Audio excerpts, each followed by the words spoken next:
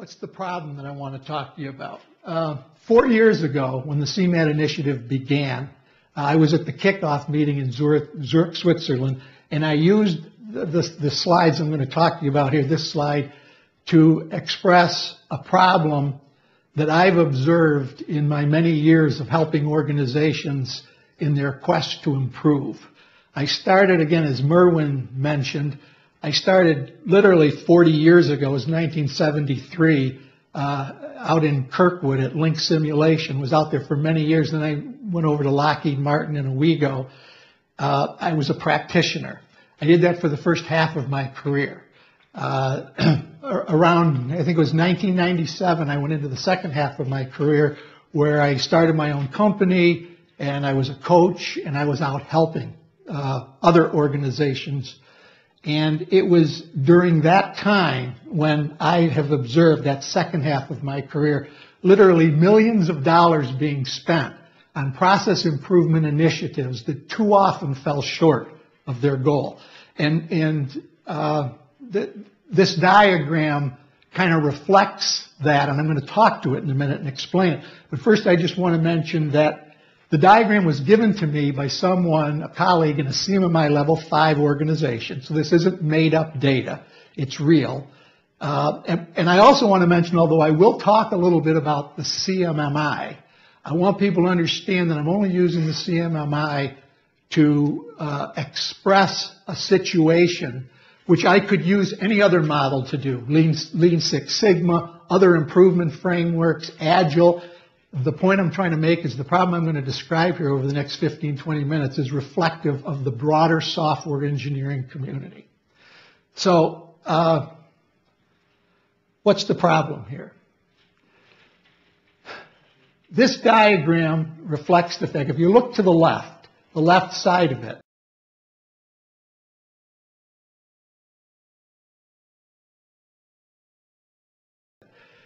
it tells us that the theory that underlies the CMMI indicates that as you improve your CMMI level, you move up through 5 levels, your organization should be getting better. Your productivity should be getting better. You should be becoming more efficient. That's what the theory states.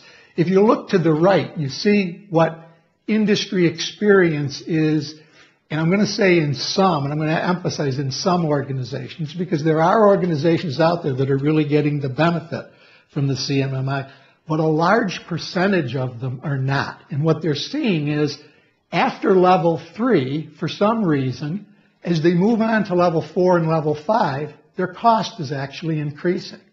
And so what this leads you to ask is the theory underlying the CMMI wrong?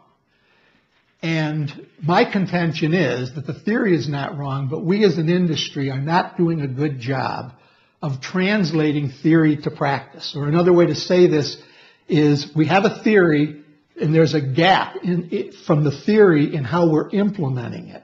We're doing something wrong and implementing it in organizations. And I'm going to show you a number of patterns, a number of examples that reflect what I'm saying from my own experience. But before I go there, I want to just say a little bit more about this diagram, which will set up a little bit about where I'm going with this.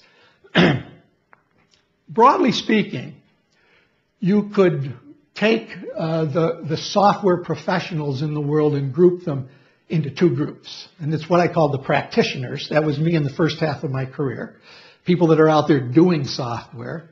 And what I'll call the software professionals, the process professionals who are defining processes and coaching people in how to use these processes. It's also been observed that to a large extent, a lot of practitioners, the doers, are skeptical of process initiatives. And this diagram kind of reflects where that skepticism comes from. And just stating it bluntly, you know, a lot of you, how many of you have been out in industry? Let me just ask that question. Okay, so how many of you plan to go out into industry and you want to be developers, you want to be programmers, you want to go. So some of what I'm about to say, you want to take in because I'm going to prepare you a little bit for what you're going to face when you go out there. And this is the way to state it bluntly, that I'm a developer. I want to get my code done. I want to get things working. That's what my job is. Don't give me extra stuff to do if it doesn't help. Now, I want you just to keep that in the back of your head as we move through this. That's a sense that you get from a lot of practitioners, which is a good sense. Now, I referred to millions of dollars. I'm going to talk about some of the patterns now that I've seen, some of the observations as to why this problem exists. Millions of dollars I referred to as being spent annually. I've observed that a great deal of that expenditure gets spent in areas which never get to the practitioner, who the improvement is intended for. And part of the reason that this happens is we have this belief that we can't change until we know the change is good, until the change will help. We don't want to change, we don't want to break anything unless we know we're going to get better. So what we do is we run pilot projects. But these pilot projects are notorious for being setups for success by not really reflecting the real conditions in which practitioners, developers, are going to be asked to perform. And what I'm talking about there, just to give you a few examples, are the common situations you see where you get on a project and you have very poor requirements. You might have conflicting requirements. You have customers and stakeholders who you need to talk to, but they're too busy to talk to you. You have schedules which are unrealistic, or you have projects where you have goals and the staffing and the personnel and the competencies aren't there. That's just to give you a few, give you an idea, the things that I'm talking about. So we run these pilot projects in these ideal conditions, talking about testing out the new process as to how it would work if everything went perfectly. And then we decide, okay, this is a great thing to do, so we deploy it with some training. And maybe it's a couple hours of training telling people how to use this new process if the world was perfect. But the problem with this isn't what practitioners need. They really need help with how to deal with the real obstacles they face, like the few that I mentioned before. So that's one pattern. Now let's talk about another pattern. And this is the fundamental theory of improvement, of performance improvement. If you want to improve, the first thing you should do is identify where the improvement is needed. Once you know where the improvement is needed, you measure. What's your current performance in that area where you think you need some improvement? Then change something. Measure again. See if you get better. Now, this theory is fine. It works. But let's talk about how it gets implemented when you move into industry, what we're seeing, what happens. Where the theory breaks down, instead of first identifying where the improvement is needed, we start to measure. And we keep measuring. And we measure a great deal over a long period of time, and we gather large amounts of data. And then because we have so much data, and because it's been collected over a long period of time, and some of the people who were there are no longer there and can remember what happened, we aggregate the data and we look for high-level trends. And then we make our best guess at where the improvement is needed. And I would just give an example of this. This is a chart that I've seen in many companies, a lot of good companies, in that they're known for gathering this kind of data. It shows we keep information about where we're making our mistakes. Good thing to do. We want to know where we're making our mistakes. And we keep account of the number of defects in certain categories. Common thing. Now, if you looked at this chart, which is not unusual to see something like this, you might conclude that we have a requirements problem. And so we need to help our developers in how they do requirements.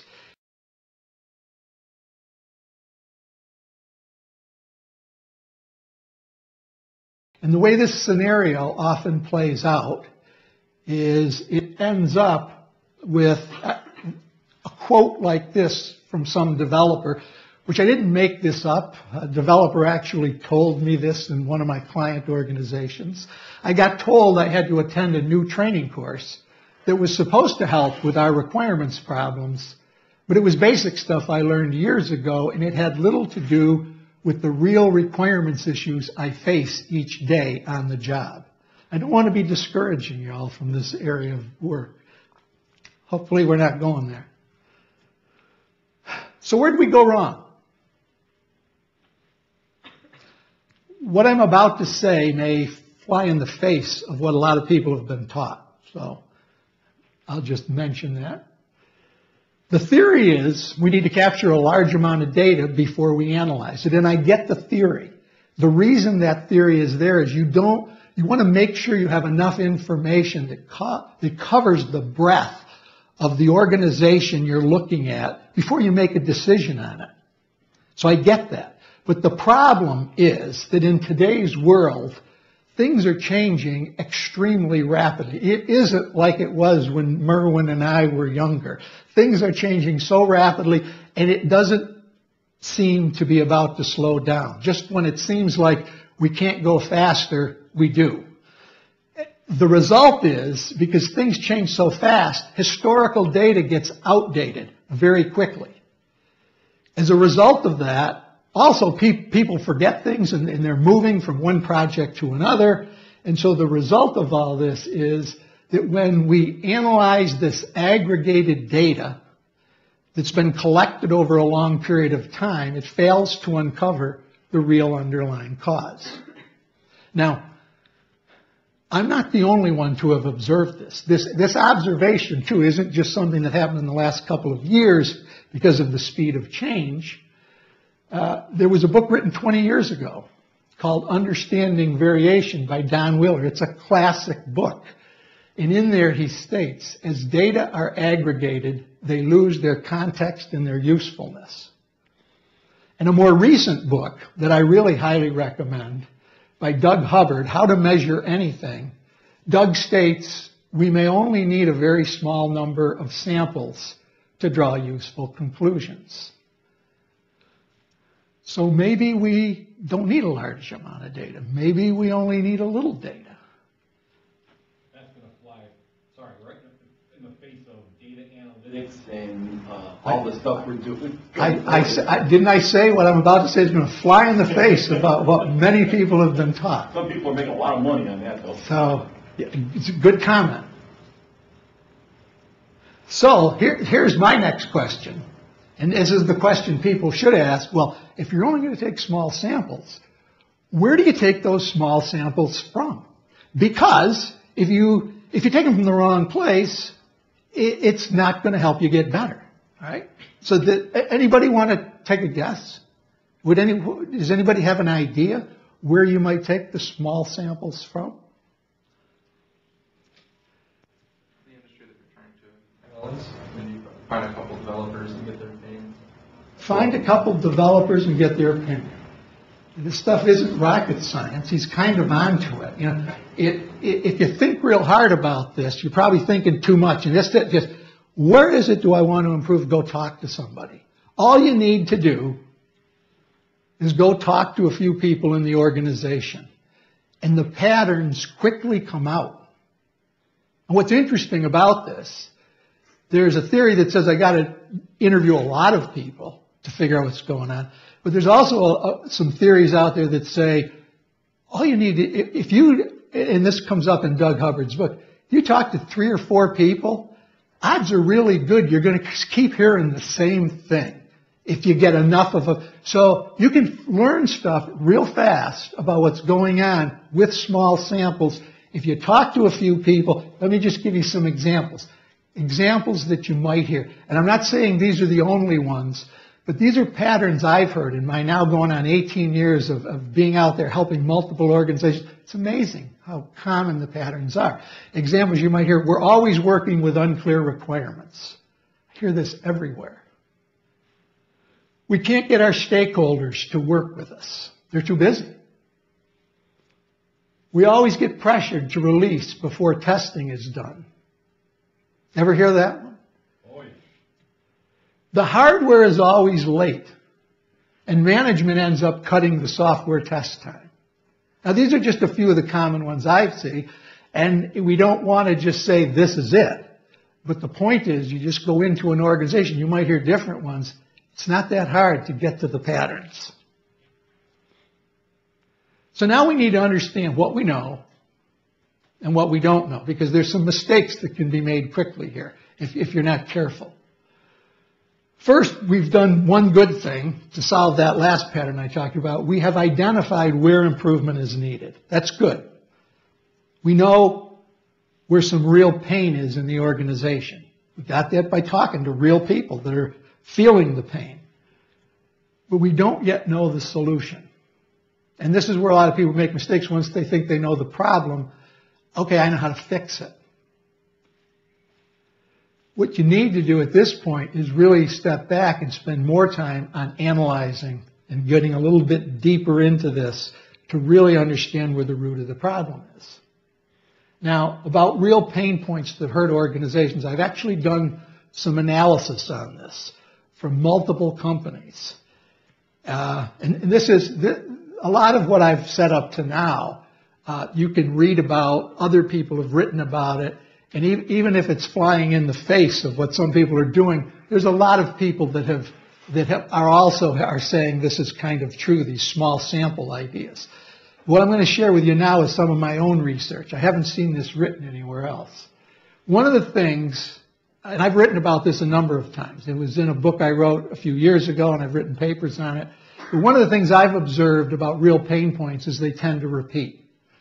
And if you think about it, if something doesn't repeat, you know, one of the things you do with lean processes, you try to get rid of waste. You look for the bottleneck and remove the bottleneck. And once the bottleneck's gone, you go move on to the next bottleneck. Those aren't real problems if you can remove the bottleneck and it doesn't come back. The real problems are the ones that repeat, that you think you fixed it, but you didn't. It just keeps coming back. And the other interesting thing about this, the real pain points that I've observed, they not only tend to repeat, they tend to repeat at the worst possible time. Like when you're under pressure and you have to make a quick decision and you don't have a lot of time. And trust me, if you haven't been out there yet, you're going to get into situations where you're on a project and it's got a crunch time to get a product out. You don't have a lot of time and you're going to have some decisions to make. I've also observed that there are two types. Those that repeat because they aren't one problem, and those that repeat because conditions mask them. And I'm going to talk to you about both of these. First, let me talk about the first type.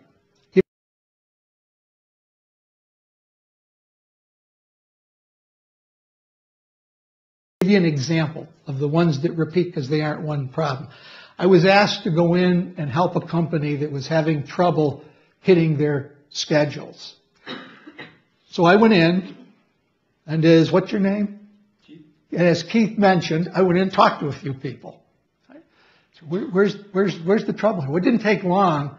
Just talking to a few people, why are we not hitting our schedules? It led to the procurement department, and it led to the fact that there were procurement requisitions that were getting lost on the desk of the procurement people because they would get the form and there was missing data on the form. And they would just put it over here because they didn't know what to do with it. And all of a sudden, weeks or months would go by, they wouldn't have got the hardware ordered, and this goes back to the issue. The hardware never got here in time and the software schedule gets cut, right?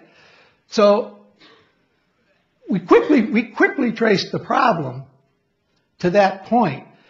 But then as we looked at this closer, we thought it'd be easy to fix, but then it turned like it was going to be horrendous to fix. Because when we dug into the procurement form, there were literally hundreds of combinations of missing data, the different types of missing data, and the right action would be different. And so we thought, how the heck are we going to fix this? Because these procurement people don't know what to do when this data is missing or that one. But after we looked at this and we studied it a little bit, we realized that these hundreds of combinations of things could be grouped into just a few patterns. And we realized, and I'm not going to bother to talk to all this, But on the left side, there were 4 or 5 patterns we came up with. And we had actions, and they were very simple actions. And we ended up drawing a piece of paper, and we said, when you see this pattern, do this. You see this pattern, do this. We put it up on the wall of the procurement specialists. And the interesting thing was, it didn't take long before those forms weren't sitting over here on the desk and before they were getting the orders out much more quickly. What did we learn from this? The power of patterns. Seeing patterns where you can quickly see something happening and know an action to take. Key points from this case. Didn't take long before management and the customer observed measurable improvement. They weren't missing as many schedules because of getting hardware backlogs. They were helping with that problem. The process didn't require a large quantity of data. It didn't take long to get there and find the problem. It did require that we did more than just collect data. We had to analyze it. We had to discover those patterns. We had to rapidly take some actions, put the sheet up and start to give some help to the people. And the last thing, the procurement specialists, and this is very important when I start to talk about Essence, this will come back. Those procurement specialists took the responsibility to keep that sheet of paper up to date, because over time they found that the patterns might change. They're not perfect. Situations. So they would mark it up, because they would say, it's better for me to remember this and take this action. They were evolving their own process. Important point. By recognizing key patterns. Now let me talk about type 2. The type 1 problem is the easier problem. Because the type 2 problem, the one where conditions mask themselves, these repeat for a different reason. And one of the things about the type 2, these are problems that don't fit neatly into a table where I can just tell you, when you see this, do that. And the problem, and as we get into this, you're going to see many more of the type 2. But the problem where organizations have gone in the past is that we look at these, we don't distinguish type 2 from type 1, and we try to do the same thing. And when you try to fit type 2 into type 1, you end up with these huge process documents. And when you get out into the industry, you may end up working for companies where you'll get all this documentation on their processes that are very thick, very heavy, and it tries to tell you everything to do in every possible situation. But of course, the problem of that is, if you don't have a lot of time, you might not be able to find the right answer where it is. So this is one of the problems. End up with heavyweight processes, or you end up with processes so simple that they are of no use to you. And examples would be processes, and you do see this also in organizations that say, do requirements before design, do design before code, do test before release. Now, is there anybody in here that didn't know that before I just said those three? So I think everybody knew that. So that's really not very useful information for you to find in a process document. So if you want to know why, I go back to why developers are skeptical of process initiatives, the heavyweight stuff that doesn't help because I can't find what I need when I need it, or help that tells me what I learned in my first software engineering class that really isn't going to be helpful. And the reason this last set isn't helpful is because that's not what most developers need. Anybody want to guess what most developers need related to those? Anything jump out at you? It took me a long time. I would have been depressed if somebody just gave me the answer. It took me years of consulting to come up with this. But the reason that doesn't help is what you really need is how much. And I'm going to explain this more as we go. But that's what's hard to figure out. How much is enough? When am I done with the requirements, with the design? How much design before coding? How much test before release? What does done mean? Seems like a simple question. It is the toughest question out there.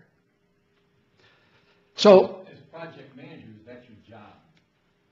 hard part falls to you guys. How much till we're done? Because all the sides are always pushing against you, and you get to make the decision. We're going to give them some help. And you're going to give them some help. That's what Essence is about. We're trying to give you more help. Just a little prelude to where we're going here. So some final observations before we jump into Essence. We often find out when examining troubled projects, in hindsight, that many large problems start with small things. Now, I'm not the first one to observe this.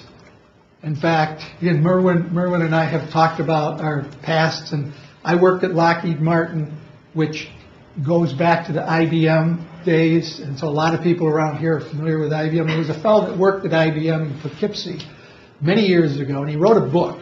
Literally, he wrote it the year I started programming, and I think he actually wrote it in '72, and it came out in '73. It's a classic. This guy's name is Fred Brooks, and the name of the book is The Mythical Man Month. And in that book, Fred says, he makes a statement, how does the project get to be a year behind schedule? And the answer is one day at a time. So here's the observation that hit me. We've known this for 40 years. We've known that large problems start out as small things. But knowing that it hasn't helped us. It hasn't helped because it isn't sufficient just to tell people to go handle all the small stuff. Otherwise, we wouldn't have these big software problems today where we have projects that are literally years behind schedule and millions of dollars over budget, and process improvement initiatives that go out with great goals and then they fall short of their goals. We wouldn't be having that if this worked. So that's not enough. And part of the reason is because not all small stuff leads to big stuff. So not all the small things you could do will help you be successful. And the real problem on most real projects today is there isn't enough time to do everything. So how do you figure out what you should be doing now that's most important for the success of your project? That's what Essence is about. And that's what we're going to talk about now.